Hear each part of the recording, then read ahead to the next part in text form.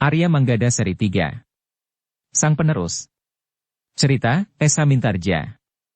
Audiobook, novel silat. Bab 18. Sementara itu Darpati tidak dapat mengingkari kenyataan. Tetapi ia pun merasa bahwa ia tidak mungkin dapat melarikan diri. 2 ekor harimau yang masih berkeliaran di halaman itu tentu akan membantu mengejarnya.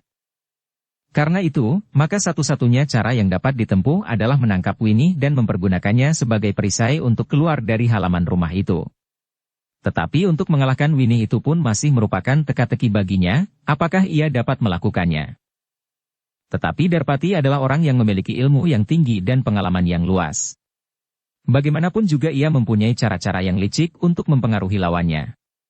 Ketika rantai baja Winnie rasa-rasanya semakin berbahaya baginya, bahkan rasa-rasanya ujung-ujung rantai itu sudah mulai menyentuh pakaiannya, maka Darpati justru telah berdesis. "Winnie, pertempuran di antara kita adalah pertempuran yang tidak adil." "Kenapa?" bertanya Winnie yang tetap berhati-hati. Ia sudah memperhitungkan bahwa Darpati ingin memecah perhatiannya. "Kau nampaknya bersungguh-sungguh ingin membunuhku," desis Darpati. "Jika kau menyerah, aku tidak akan membunuhmu," jawab Winnie sambil meloncat memutar rantainya. Ketika ia kemudian menggeliat, maka rantainya itu pun seakan-akan ikut menggeliat pula. Tiba-tiba saja ujung rantai itu seolah-olah terjulur lurus menusuk ke arah jantung. Darpati dengan tergesa-gesa meloncat surut. Ujung rantai Winnie memang belum berhasil menggapai sasaran. Dalam pada itu Darpati berdesis. "Winnie, sebenarnya lah jika aku ingin membunuhmu, maka kau memang sudah mati. Aku sebenarnya memang berniat untuk melakukannya. Tetapi setiap kali aku memandang wajahnya yang cantik, aku menjadi ragu-ragu. Bagaimanapun juga aku harus mengakui bahwa aku mencintaimu." "Cukup," bentak Winnie sambil menyerang. Sementara Darpati pun telah bergeser lagi beberapa langkah surut. "Winnie, kenapa kita harus berdiri berseberangan? Apakah kita tidak dapat memilih jalan kita sendiri? Kita masing-masing meninggalkan landasan tempat kita berdiri. Kita menjadi orang lain sama sekali. Tidak di pihakmu, tetapi juga tidak di pihakku. Bukankah dengan demikian kita akan dapat hidup bersama tanpa dibayangi oleh rasa permusuhan?" "Tutup mulutmu," serangan Winnie justru mengejutkan Darpati. Ternyata serangan itu tidak sempat dihindarinya dengan baik. Karena itu, maka ujung rantai Winnie telah menyentuh lambung Darpati, meskipun tidak dalam, tetapi luka itu ternyata telah menitikkan darah. "Winnie," desis Darpati, "kau bersungguh-sungguh. Sebagaimana kau katakan, kau pun bersungguh-sungguh." "Maka aku pun bersungguh-sungguh," jawab Winnie. "Aku memang berniat demikian Winnie. Tetapi ternyata aku tidak dapat melakukannya. Kau terlalu cantik untuk dimusuhi. Dan kulitmu terlalu lembut untuk dilukai. Bagaimanapun juga aku berusaha membuat diriku sendiri membencimu, tetapi aku tidak dapat ingkar, bahwa aku ternyata tetap mencintaimu. Kau jangan mengigau. Bersiaplah. Aku bersungguh-sungguh. Aku akan membunuhmu," geram Winnie. "Di hadapanmu, maka nalar dan perasaanku tidak dapat menyatu. Bahkan tiba-tiba saja aku ingin melihat kau tersenyum lagi," desis Darpati. "Tidak. Tidak," Winnie berteriak, ia tidak ingin mendengar lagi kata-kata Darpati yang dapat mengganggu perasaannya itu. Sebenarnya lah bahwa pemusatan nalar budi Winnie telah terganggu. Ketika ujung pedang Darpati kemudian terjulur maka Darpati benar-benar telah mampu menembus perisai putaran rantai Winnie. Terdengar Winnie berdesah tertahan. Selangkah ia meloncat surut. Ternyata lengannya telah benar-benar tergores ujung pedang Darpati. Nyi Prawara yang berdiri beberapa langkah dari arena pertempuran itu melihat dalam keremangan malam Winnie tergores senjata. Karena itu, di luar sadarnya Nyi Prawara itu telah berloncatan mendekat. Demikian pula Manggada dan Laksana yang telah kehilangan lawannya, bahkan kedua ekor harimau yang ternyata masih berada di kebun di belakang rumah Kiai Gumrah itu sekali-sekali nampak hilir mudik tanpa memperdengarkan suaranya sama sekali. Dalam pada itu, Darpati pun berdesis. "Winnie, kau terluka? Aku benar-benar tidak sengaja Winnie. Aku benar-benar tidak sampai hati menyentuh kulitmu yang lembut." "Tidak. Jangan katakan itu," Winnie berteriak lagi. Sementara itu Darpati melihat kesempatan terbuka. Ia memang tidak mau membunuh Winnie. Ia ingin menangkapnya hidup-hidup dan menjadikannya perisai untuk meninggalkan halaman itu. Jika ia berhasil maka ia akan dapat memancing pusaka-pusaka itu sebagaimana direncanakan sejak kedatangannya jika ia tidak dapat langsung mengambil pusaka-pusaka itu. Dalam kesempatan itu, maka Darpati telah meloncat mendekati Winnie sambil menjulurkan pedangnya. Ia ingin menekan tubuh Winnie dengan pedang itu dan mengancamnya, sementara tangannya yang lain akan berusaha menangkap pergelangan Winnie pada tangan yang memegangi senjatanya. Kesempatan itu memang hanya diperolehnya sekejap, saat Winnie dihempaskan ke dalam hentakan perasaannya sebagai seorang gadis yang tumbuh dewasa.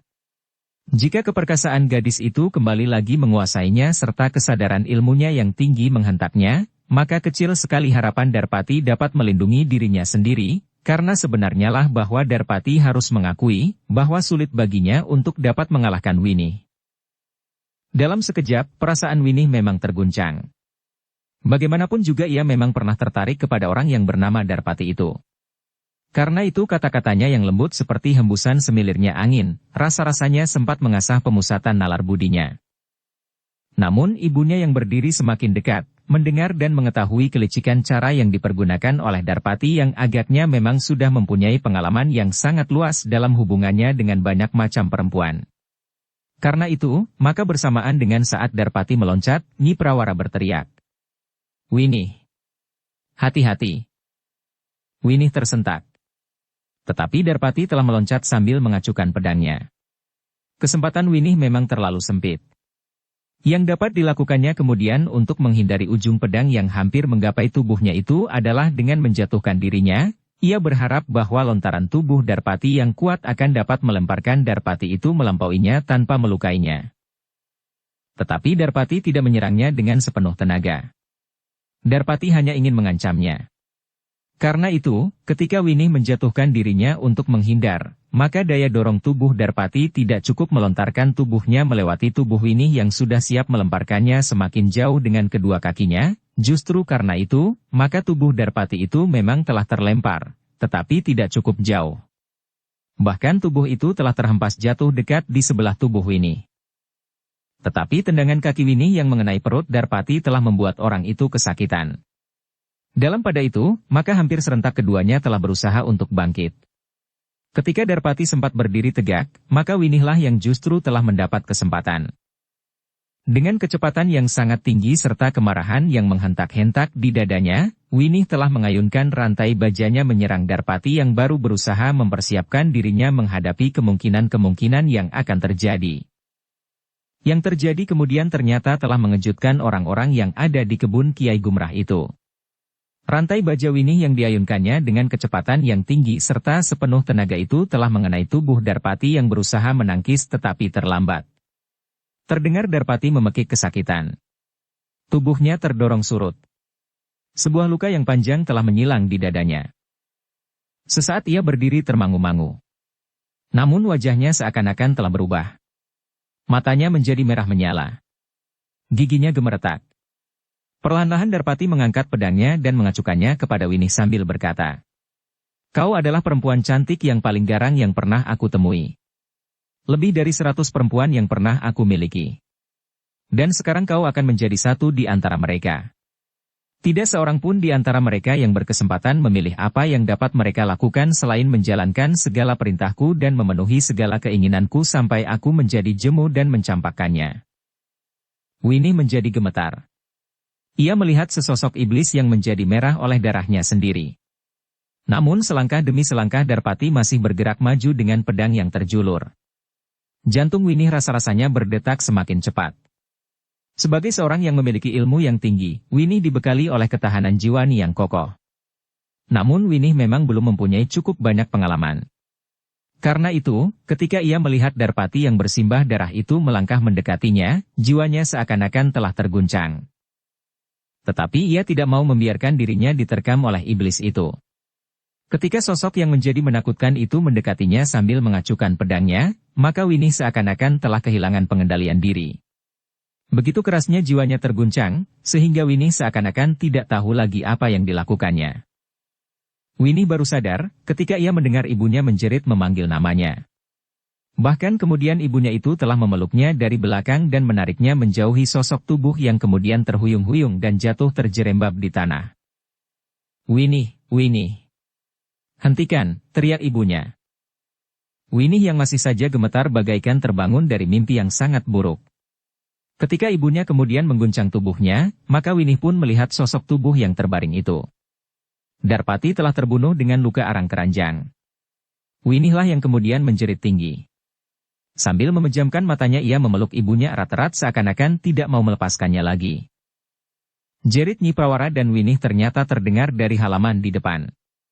Sejenak kemudian, maka beberapa orang telah berlari-larian mendekati mereka.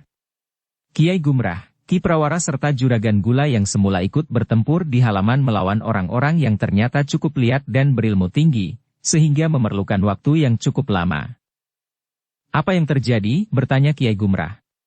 Namun ketika ia melihat sosok tubuh yang arang keranjang serta rantai yang masih ada di tangan Winnie, maka Kiai Gumrah itu pun bertanya. "Apa yang telah kau lakukan, Winnie?" Winnie masih berada di dalam pelukan ibunya. Bahkan sifat kegadisannya tiba-tiba telah muncul.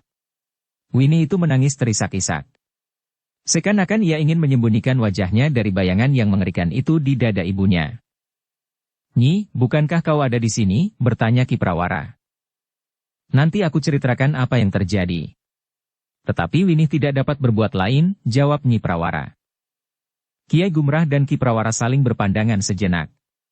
Kemudian mereka pun melihat Manggada dan Laksana yang sudah terluka dan berdarah, berdiri termangu-mangu. Namun orang-orang yang datang kemudian itu tidak lagi melihat kedua ekor harimau itu lagi. Namun ketika mereka melihat luka-luka di tubuh ketiga orang yang terbunuh itu, maka mereka pun segera mengenali bahwa dua ekor harimau itu telah ikut campur pula. Di antara mereka terdapat seorang yang terduduk lemas. Orang itu tidak lagi mampu berbuat sesuatu. Bahkan tidak lagi dapat melarikan dirinya. Kepada Kiai Gumrah, Nyi Prawara yang masih memeluk anaknya itu berkata, "Orang itu salah seorang dari mereka yang datang menyerang kami." Dukung channel Novel Silat dengan subscribe, follow, like, komen dan share. Kiai Gumrah mengangguk-angguk.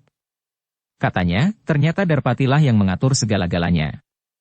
"Aku sudah berbicara dengan Ki Bekel dan seorang di antara orang-orang Darpati yang dapat kami tangkap hidup-hidup." "Apakah Ki Bekel masih ada di halaman?" bertanya Nyi Prawara. "Semuanya masih lengkap.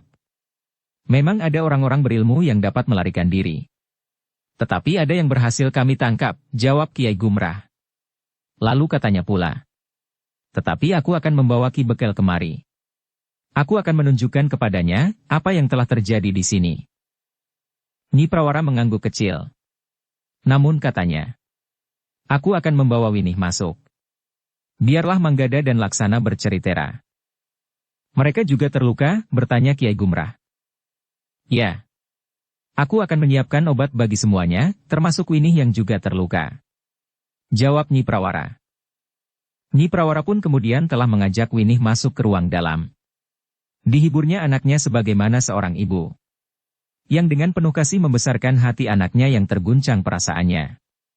Dibelainya rambutnya dan diusapnya air mata yang meleleh di pipi. "Aku telah membunuhnya, Ibu. Bukan sekedar membunuh, tetapi aku telah berbuat lebih dari membunuh," desis Winnie. "Bukan salahmu, Winnie. Orang itu telah membuatmu kehilangan kendali. Ia bermaksud mempengaruhi pemusatan nalar budimu karena ilmunya yang berada di bawah ilmumu.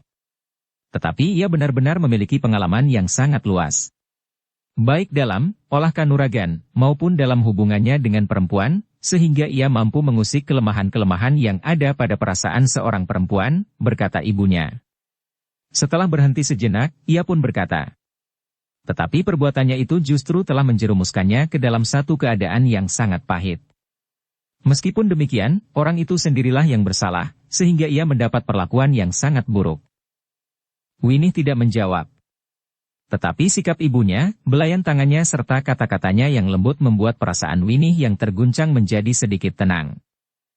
Sementara itu Manggada dan Laksana telah bercerita tentang peristiwa yang mereka alami bersama Nyi Prawara dan Winnie. Kemudian munculnya kedua ekor harimau yang memang sering datang justru pada saat-saat yang sangat diperlukan. "Aku percaya bahwa kedua ekor harimau itu milik setan bongkok itu," desis Kiai Gumrah. Ki Pandi yang kakek maksud, bertanya Manggada. Ya. Orang aneh itu, jawab Kiai Gumrah. Manggada mengerutkan dahinya. Namun di hatinya ia pun berkata, kakek juga seorang yang aneh. Seperti yang dikatakannya, maka Kiai Gumrah pun telah memanggil Ki Bekel untuk melihat apa yang terjadi di kebun belakang rumahnya. Dua orang bebahu dan beberapa orang yang lain diminta pula oleh Kiai Gumrah untuk melihat sendiri apa yang baru saja terjadi. Mereka juga dipersilahkan untuk melihat 3 sosok tubuh yang dikoyak-koyak oleh kuku dan taring binatang buas. Nah, aku minta Ki Bekel berbicara dengan seorang di antara mereka yang masih hidup itu, berkata Kiai Gumrah, agar Ki Bekel akan mendapat gambaran yang lebih jelas, apa terjadi di rumah ini. Sikap Ki Bekel sudah jauh berubah, ia tidak lagi menganggap Kiai Gumrah sebagai seorang penyadap legen dan pembuat gula kelapa saja. Tetapi dengan mata kepala sendiri ia melihat apa yang telah dilakukan oleh Kiai Gumrah itu, sehingga Ki Bekel tidak lagi mempunyai penilaian yang salah. Meskipun demikian ia tetap saja merasa heran atas kedunguannya, kenapa selama ini ia menganggap bahwa Kiai Gumrah adalah seorang yang tidak berharga di padukuhannya kecuali sekedar seorang penunggu Banjar Lama. Demikian pula atas beberapa orang kawan Kiai Gumrah yang ternyata memiliki kemampuan yang sangat tinggi. Seandainya mereka tidak dapat mengendalikan diri dan memusuhi kami, maka orang-orang sepadukuhan tentu tidak akan dapat melawan mereka. Berkata Ki Bekel di dalam hatinya. Apalagi ketika Kiai Gumrah yang berhasil menguasainya untuk menghindari benturan kekerasan, namun yang sama sekali tidak dihiraukan oleh sekelompok orang yang menghasutnya, membuatnya merasa berhutang budi. Seandainya Kiai Gumrah memang bermaksud buruk, maka ia tentu sudah mati di halaman rumah itu. Penyesalan telah memenuhi kepala Ki Bekel. Janji, upah dan suap yang diterimanya dari orang-orang itu hampir saja harus diimbali dengan nyawanya. Beberapa saat kemudian, maka Ki Bekel, beberapa orang bebahu serta para pembuat gula itu telah membicarakan langkah-langkah yang akan mereka ambil. Yang harus mereka lakukan pertama-tama adalah menguburkan orang-orang yang terbunuh, termasuk Darpati. 3 orang yang dikoyak-koyak harimau dan 2 orang yang bertempur di halaman melawan para pembuat gula dan Ki Prawara. Aku mohon bantuan Ki Bekel untuk memerintahkan orang-orang yang sudah berada di halaman rumah ini, berkata Kiai Gumrah. Baik. Baik Kiai. Kami akan membantu apa saja yang dapat kami lakukan, jawab Ki Bekel. Seperti yang dikatakannya, maka Ki Bekel pun kemudian minta kepada orang-orang yang datang bersamanya untuk membantu menguburkan orang-orang yang terbunuh di halaman dan di kebun Kiai Gumrah itu. Kita bawa sosok-sosok tubuh itu dan kita tempatkan di Banjar Lama. Besok, demikian matahari terbit, maka kita akan menguburkan mereka, berkata Ki Bekel. Demikianlah, maka setelah halaman rumah itu dibersihkan, Ki Bekel, para bebahu dan orang-orang yang mengikutinya, telah minta diri. Sebagian dari mereka akan tetap berada di Banjar menunggui sosok-sosok tubuh dari korban yang jatuh di halaman rumah Kiai Gumrah itu. Sebelum meninggalkan halaman rumah Kiai Gumrah, Ki Bekel mewakili orang-orang yang datang bersamanya telah minta maaf yang sebesar-besarnya kepada Kiai Gumrah. Kami telah salah memilih langkah, berkata Ki Bekel. Tidak, jawab Kiai Gumrah, Ki Bekel tidak salah pilih. Maksud Kiai, bertanya Ki Bekel. Ki Bekel sudah tahu bahwa jalan yang Ki Bekel pilih itu tidak wajar. Ki Bekel tahu bahwa Ki Bekel telah dihasut, diberi janji-janji, bahkan suap. Tetapi Ki Bekel tetap saja melakukannya. Bukankah itu satu kesengajaan? Satu penyalahgunaan kedudukan yang Ki Bekel emban. Ki Bekel tidak dapat menjawab. Ia hanya dapat menundukkan kepalanya. Namun kemudian terdengar ia berdesis, ya Kiai. Sekali lagi kami mohon maaf. Baiklah. Setiap orang dapat melakukan kesalahan tetapi hendaknya kita tidak selalu mengulangi kesalahan-kesalahan yang sama, justru yang pernah kita akui sebagai satu kesalahan, berkata Kiai Gumrah. Ki Bekel hanya dapat berdesis, ya Kiai. Sekarang, jika Ki Bekel ingin pulang, silahkan. Tetapi besok aku serahkan segala sesuatunya tentang sosok-sosok tubuh itu kepada Ki Bekel. Berkata Kiai Gumrah kemudian. Baik, Kiai. Baik. Aku akan mengurusnya. Kiai Gumrah tidak berbicara lagi. Sementara itu Ki Bekel pun telah minta diri dan meninggalkan halaman rumah itu. Sementara itu, beberapa orang di antara mereka telah mengurus dan memindahkan sosok-sosok tubuh itu ke Banjar. Sementara itu, Nyi Prawara telah menyiapkan obat-obatan buat mereka yang terluka. Selain penghuni rumah itu, Nyi Prawara juga menyiapkan obat bagi orang yang telah dikalahkannya dan seorang lagi yang tertangkap di halaman depan. Orang itu juga telah terluka, sehingga tidak sempat melarikan diri sebagaimana beberapa orang kawan mereka.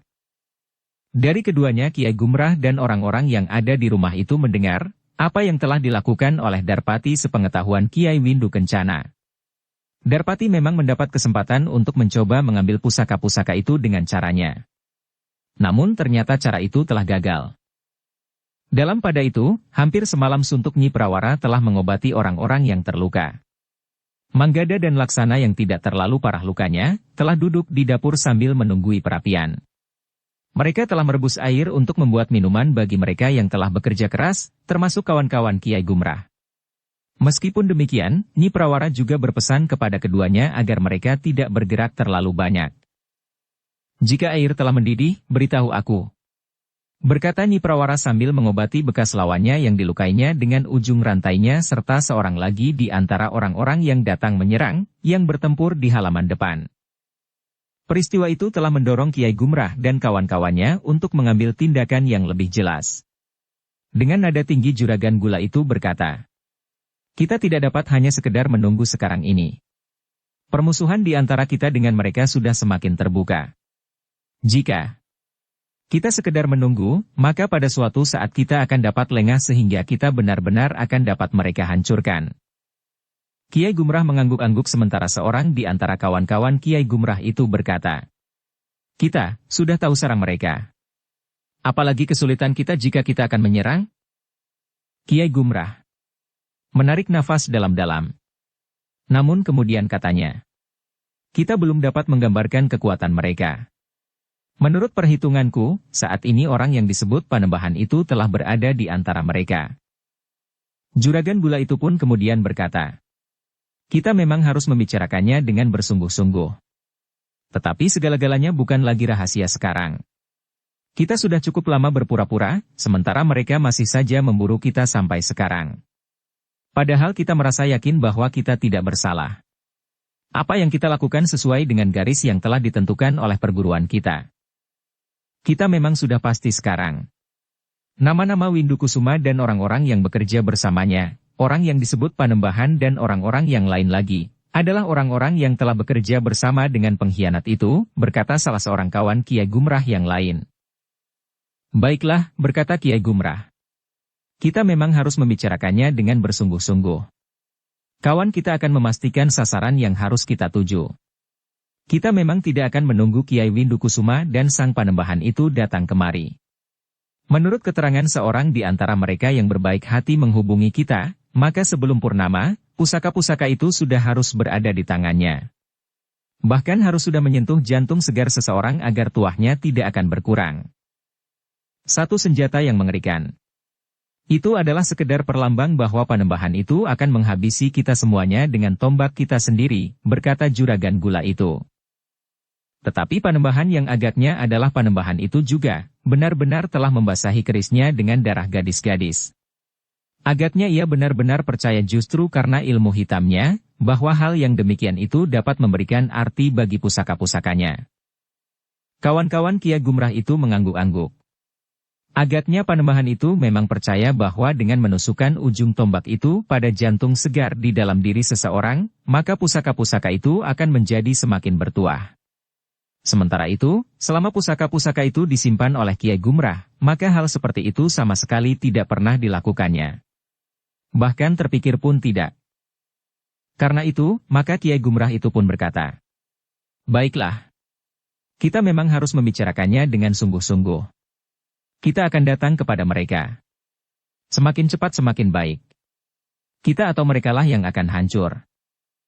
Tetapi Kiai Gumrah minta agar kawan-kawan mereka tidak meninggalkan rumahnya untuk sementara. Dengan nada berat ia berkata, "Sejak sekarang kita tidak akan ragu-ragu mempergunakan isyarat. Kentongan misalnya. Jika demikian kenapa kita tidak dapat meninggalkan rumahmu ini?" bertanya seseorang. Aku dan 1-2 orang di antara kalian akan ikut pergi ke kuburan jika orang-orang padukuhan nanti menguburkan orang-orang yang terbunuh itu, berkata Kiai Gumrah. Untuk apa? Bertanya seorang yang lain. Kita harus mampu membuat permainan yang dapat mengimbangi permainan mereka, jawab Kiai Gumrah. Maksudmu? Bertanya seorang kawannya. Berapa orang lawan yang terbunuh di rumah ini? Desis Kiai Gumrah. 4 orang di belakang, termasuk Darpati dan 2 di halaman depan, sahut juragan gula itu. 6 orang, desis Kiai Gumrah. Lalu katanya, jika demikian maka kuburan itu harus berjumlah 8. Kenapa? Bertanya salah seorang kawannya yang lain, apakah kita akan mengubur kedua orang lain hidup-hidup? Kiai Gumrah tersenyum. Beberapa orang kawannya termangu-mangu. Namun seorang demi seorang kemudian mulai memahami. Ki Prawara pun kemudian mengangguk-angguk pula. Demikianlah, seperti yang direncanakan, maka ketika matahari mulai memanjat langit, maka orang-orang padukuhan itu dipimpin langsung oleh Ki Bekel telah mengusung beberapa sosok tubuh yang terbaring di Banjar Lama. Mereka dibawa ke kuburan tua untuk dikuburkan. 6 gundukan tanah berjajar di tempat yang agak terpisah. Kiai Gumrah, juragan gula dan seorang kawannya ada di antara mereka yang membawa tubuh-tubuh yang sudah membeku itu. Maka seperti yang direncanakan, setelah orang-orang padukuhan itu meninggalkan kuburan, Kiai Gumrah dan kedua kawannya telah membuat 2 gundukan tanah di sebelah gundukan yang berjajar itu. Dengan demikian, maka 2 gundukan tanah itu memang menyerupai benar kuburan-kuburan baru yang lain. Baru setelah Kiai Gumrah dan kedua kawannya kembali, maka orang-orang yang berkumpul di rumah Kiai Gumrah itu minta diri untuk kembali ke rumah mereka masing-masing. Kita sekarang tidak usah merasa segan untuk membunyikan isyarat dengan kentongan, berkata juragan gula itu.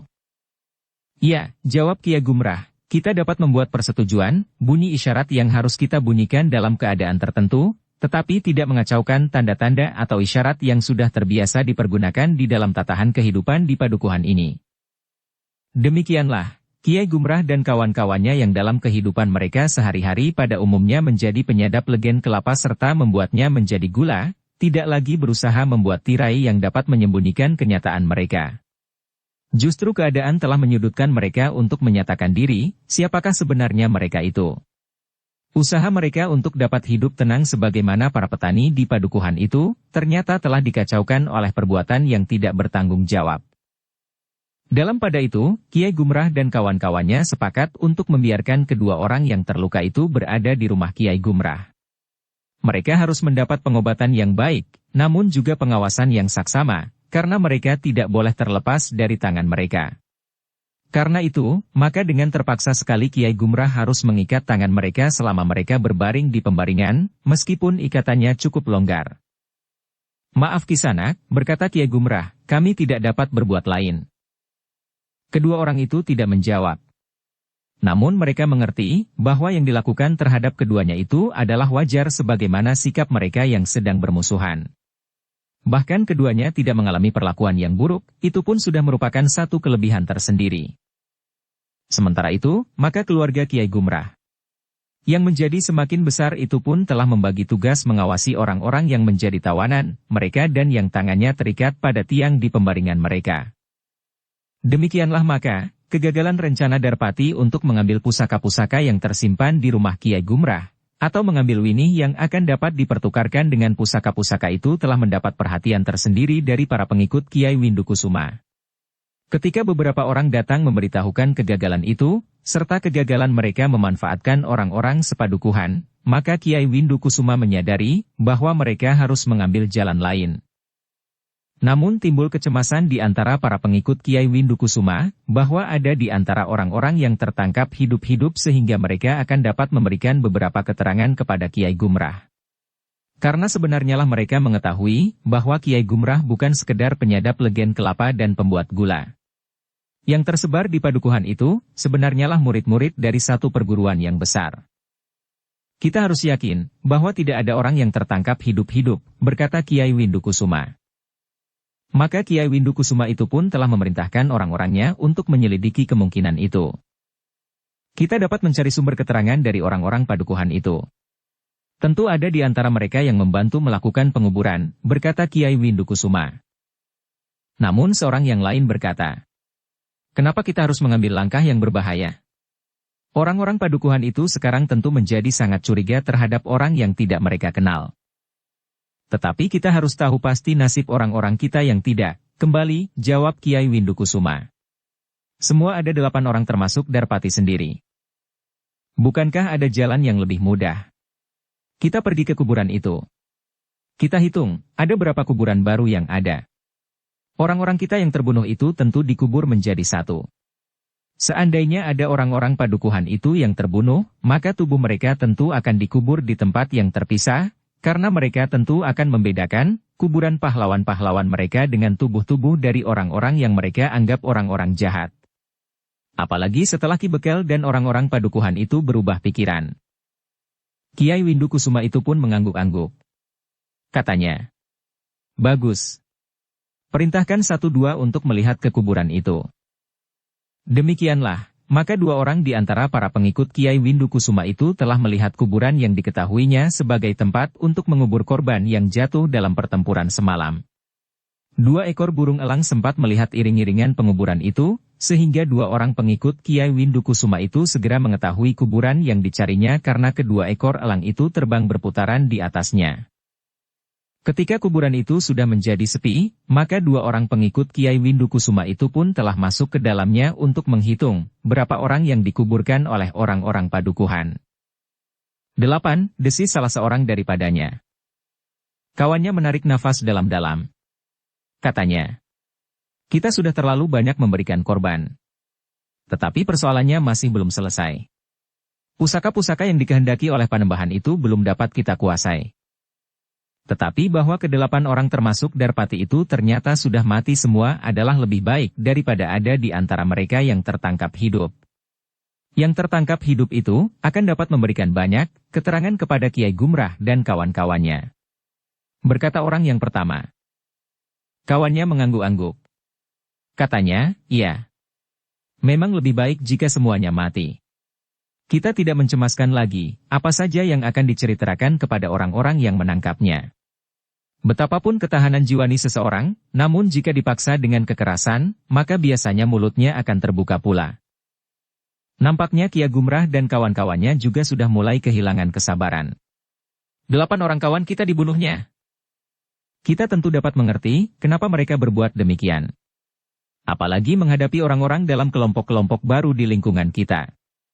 Mereka lebih keras dari orang-orang lama seperti kita ini. Tetapi Darpati sudah mati. Ia terlalu yakin akan kemampuannya. Aku dengar Kundala pernah memperingatkannya. Kundala sekarang sudah tidak banyak berarti lagi bagi para pemimpin kita. Keduanya pun kemudian telah meninggalkan kuburan itu. Mereka yakin bahwa semua orang yang tidak sempat meloloskan diri dari halaman rumah Kiai Gumrah telah terbunuh. Namun dengan demikian, maka para pengikut Kiai Windukusuma tidak mempersoalkannya lagi. Demikian keduanya meninggalkan kuburan, maka seseorang telah muncul dari balik gerumbul. Orang itu adalah salah seorang kawan Kiai Gumrah yang ingin meyakinkan apakah perhitungan Kiai Gumrah itu benar. Ternyata bahwa Kiai Windukusuma benar-benar telah memerintahkan orangnya untuk menghitung jumlah kuburan baru di tempat yang agak terpisah dari yang lain. Dengan demikian, maka orang itu pun yakin pula bahwa Kiai Windukusuma menganggap bahwa semua orangnya yang hilang itu telah terbunuh.